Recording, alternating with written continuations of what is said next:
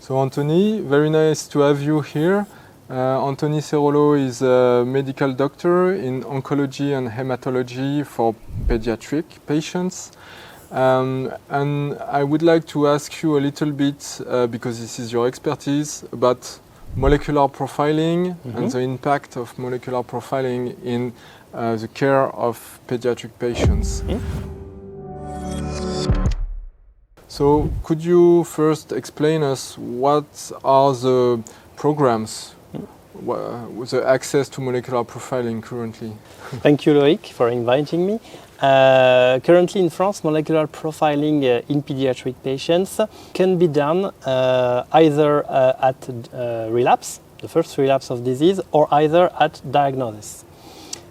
We can offer very profound and complete genomic sequencing with whole genome and whole exome sequencing, but also RNA sequencing for any patients less than 40 years old. So it's a bit above the pediatric range with any type of cancer. Starting at initial diagnosis. Okay. So what are the name of the program you can have access to? So the program is called France Médecine Genomique 2025. It's a national public program that offers genomic profiling for any pediatric patient with cancer. Could you explain to us the process, so how you can do in practice genomic profiling for a new patient? Yes, of course. The process is quite simple.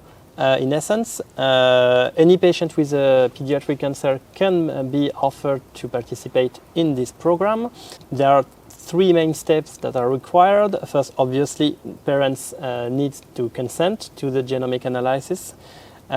We need to have a sample from the tumor, so it's frozen sample for now.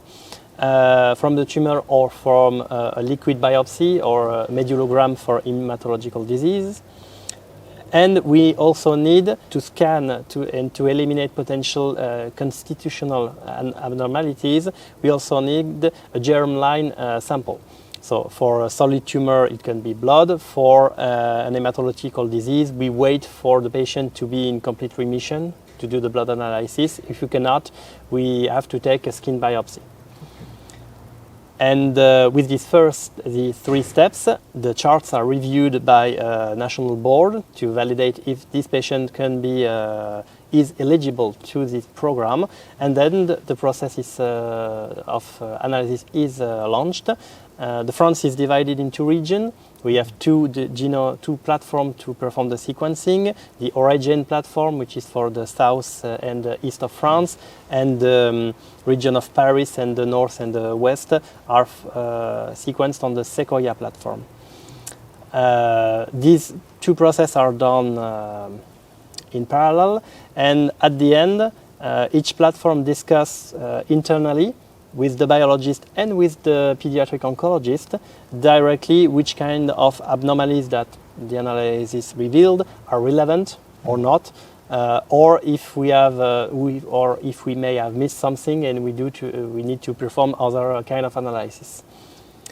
And at the end, every patient is discussed in a national tumor board every week to review each abnormalities to see if there need to be a change in diagnostics, or if we can offer for some patients risk-adapted strategies, or maybe even targeted therapies. Okay, that's a big work and centralized work that can allow the access for even all the patients for molecular analysis. Yes. I say all the patients, but we have a list of pathologies that do not require it because the cure rate are above 90%, so we do not waste genomic analysis on these particular patients at diagnostic because the cure rate is so high, and we most often will not need this analysis. Yeah, okay. So how long do you need to wait between the biopsy or the tumor sample and the results that is discussed?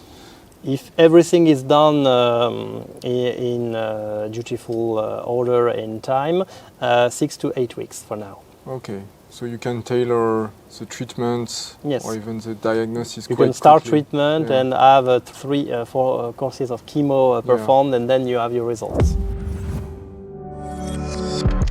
So it also helps to have germline genetic profiling for Yes. most of the patients. So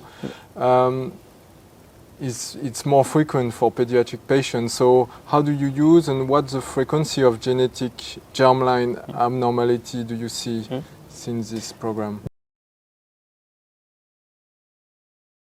This program is not made in cancer specifically to identify germline predisposition variants, but we are checking for them. We can identify the main variant, germline TP53, BRCA1 and 2, for instance.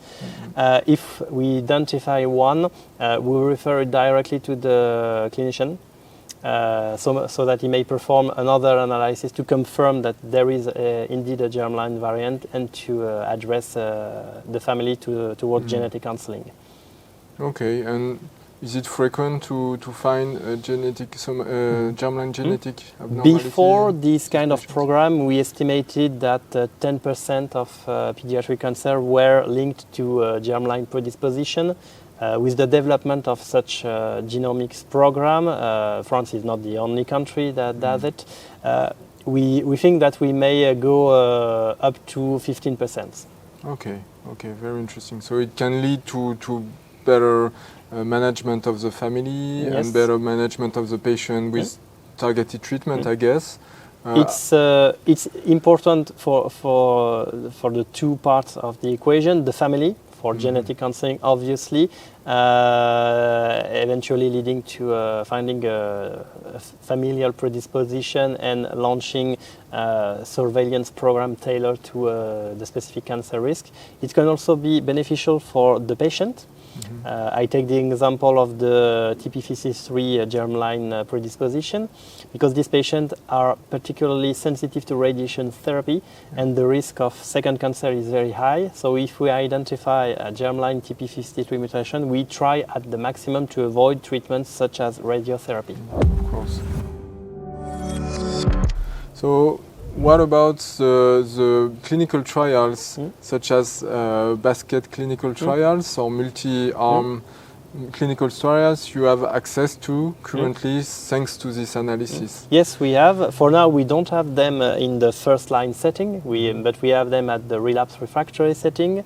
The first one that I would like to cite is an academic funded trial, the eSMART trial.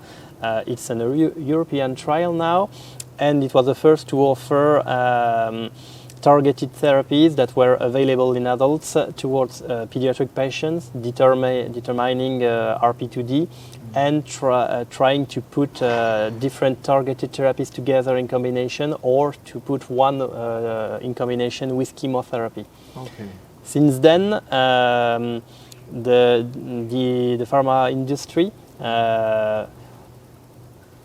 saw that this initiative was beneficial for some patients and it was feasible in pediatrics without any impossible way to grasp risk strategy.